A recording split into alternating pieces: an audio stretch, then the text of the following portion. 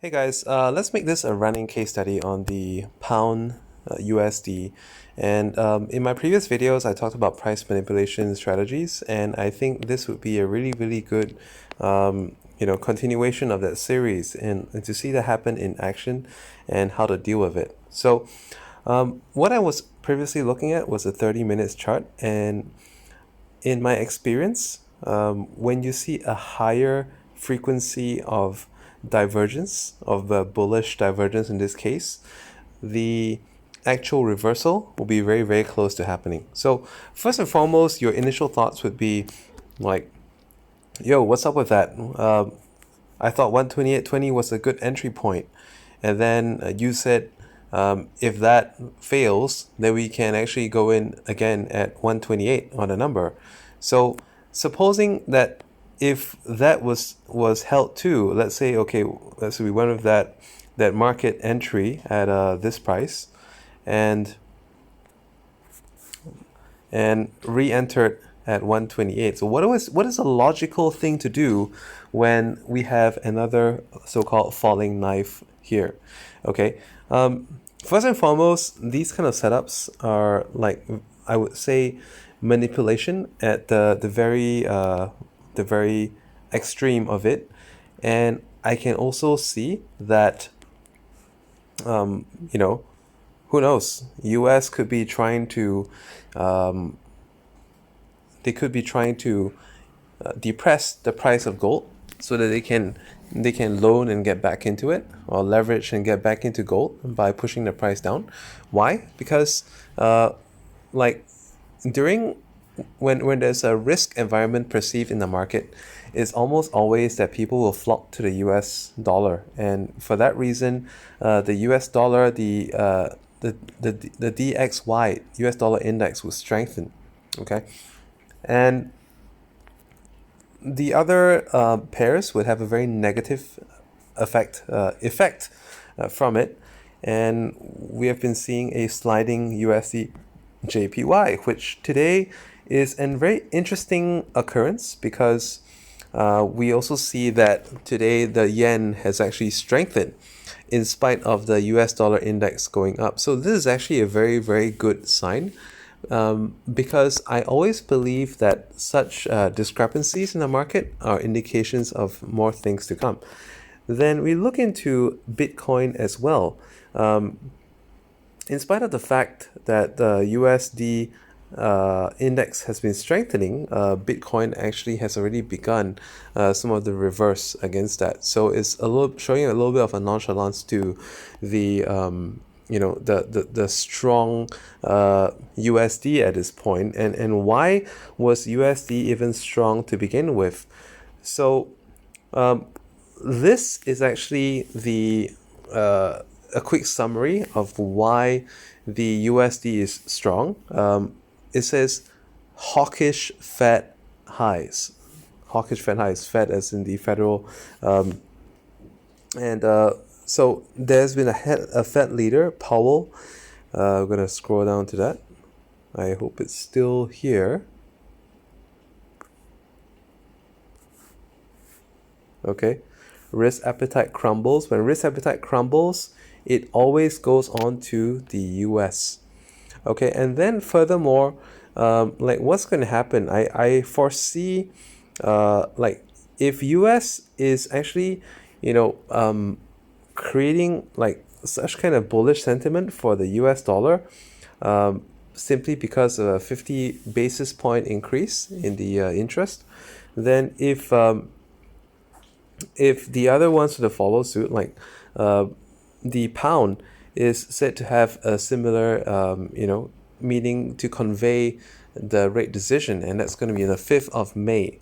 Europe is somewhere around the region. I can't remember the date exactly as well. So I do expect, if not before then by then there would be something happening for sure. Now, if we also look into the market situation, I also like to suggest that you can also go into the ideas. I think ideas has a really good analysis of the various possibilities. So you can actually go into ideas and search.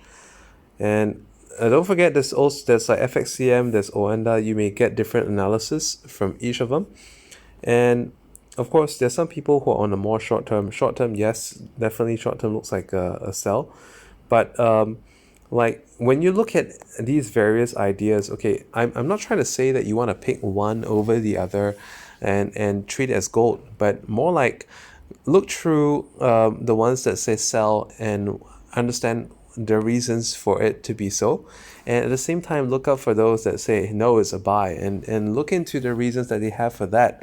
And then it's when you review all this, you review the news, then that's how you come to a decision. And at a certain point, there will be a piece of news that will drop in the market and will say that, oh, the pound is doomed. You should all like dump our pound. And that's when, usually within a day or two of that, you will see a massive, massive rise. So notice that a lot of these analyses are actually identifying a channel low in the price pattern. So that will be something that you can observe when you go out onto the higher time frames. So when you go out to higher time frames, you will start to see where these channels are at. Okay, so the channel is relative to how the line is drawn. So I'm going to shift the line to this point right there. Okay, and so now I see how that's intended. So we see that this is actually a channel low right here. So coming back into the 1 hour or even 30-minute, I mean, just these abnormalities, I was just slightly out of the range. That's actually fine because we're looking at a much bigger price range. Now, how should we trade? So there are a couple of ways of doing it, and it really depends on like how much budgets you have in a spot trading account. What I learned over time is that leverage is a tool that can help make great profits if you know where the price action is going really well. But otherwise, leverage also helps you in a sense that by making the smallest possible trades, it eats up the least amount of margin, and that actually allows you to take on more trades. So more trades not necessarily in the same pair, but in a diversification of pairs, because sometimes the correlation can be off. So I mentioned in 2 videos ago that why I think that the USD JPY is really, really bad for trading these days, and why I actually prefer the Euro USD and the cable, which is pound USD, over that. So anyways, let's look into some approaches for trading. In that previous video that I made, I was saying that we could actually enter for a 128.20 and go for an exit somewhere around the 129 region, or more aggressive exit would be around the 129.35 or so. And then if we were to do such an approach, there are a couple ways. Okay, depending if your account is small-ish, then definitely you would have to do some kind of a cut loss. And in such case, supposing you entered at 128.20 and then you entered again at 128, logically you may want to put like a stop loss about 15 pips beneath the big round number of 128 figure. So you'll be stopped out about 127.85 ish. And when that happens, the next course of action would be to re-enter this trade when it bottoms out. So we see the falling knife. I always like to look at 1 hour candles these days because it prevents from over trading. Imagine if you trade based on the 30-minute. What if you get like 4 consecutive bearish candles or bull candles? It's going to give you especially if you got it in the wrong direction, then imagine if you were adding on trades and then it just keeps going against you. So I think 1 hour apart is good. 2 hours apart is even better. But optimally, let's say, I think let's just go for a 1 hour or 2 hour interval. If it's 4 hour apart, you miss out too many opportunities. So in such case, how I would view this is that, okay, once we see that it has a green candle, then we will then look into making some entry on the next bar. Okay, so at about 127.50 is probably an entry, and then That's one possible option of going. But otherwise, another more conservative, or I would say a more sit and cake kind of a strategy is that, based on the fact that usually if something is very very close to the 127.20, then there's always been this principle of the 20 to 00. So based on the 20 to 00 logic, we can actually just sit with a limit buy at 127 figure, which would be triggered anytime soon. But like if I were to do it, okay, so I would probably, if I see this green candle, I will wait for the thing to back off, and I'll see that if it backs off like less than halfway, or even at halfway, I think this entry of 127.40 is still good, and then I'll re-enter again. But as a matter of fact, if someone doing using a grid EA, like you can't go too far wrong if you're just on the 1 hour or 2 hour hour trading intervals, and then like adding positions on from let's say here, and then you have here and here, because we know for a fact that with all this divergence, like adding up, it's just a matter of time before it comes very very strongly back around, and you can see that coming in this setup here already. You see how this is diverging so well.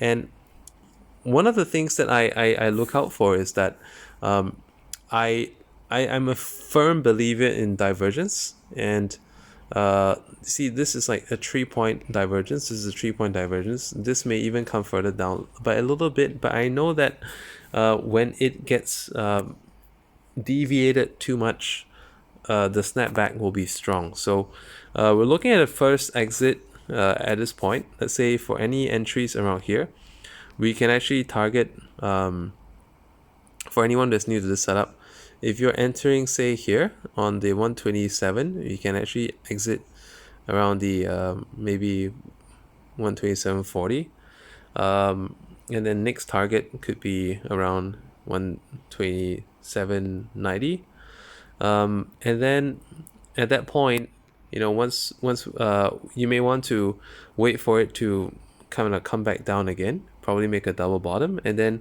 we can look into doing the same thing, and exiting here.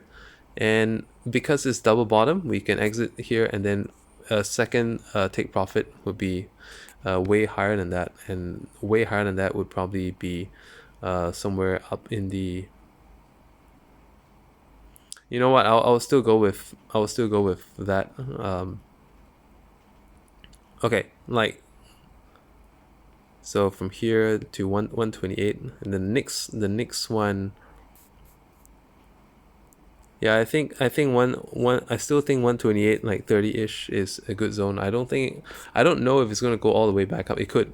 I mean, okay, because like the pound USD is like really full of surprises. So that's just my my 2 cents worth of that. But I would say really expect something here. It's sooner or later. And one of the ways to look out for such as well is to put a trend line down, like on this bit here, put a trend line over here, and it will be when the divergence comes up and the trend line will be broken simultaneously. And I think it's really anytime soon. We just need like a small-ish anything above 127.20 at this point from this position would trigger a strong reverse at this point. So entry here is okay, but otherwise, if you want to do like a buy stop at 127.20 is the thing to look at. So like, let's just watch this into a completed trading opportunity. All right, bye for now.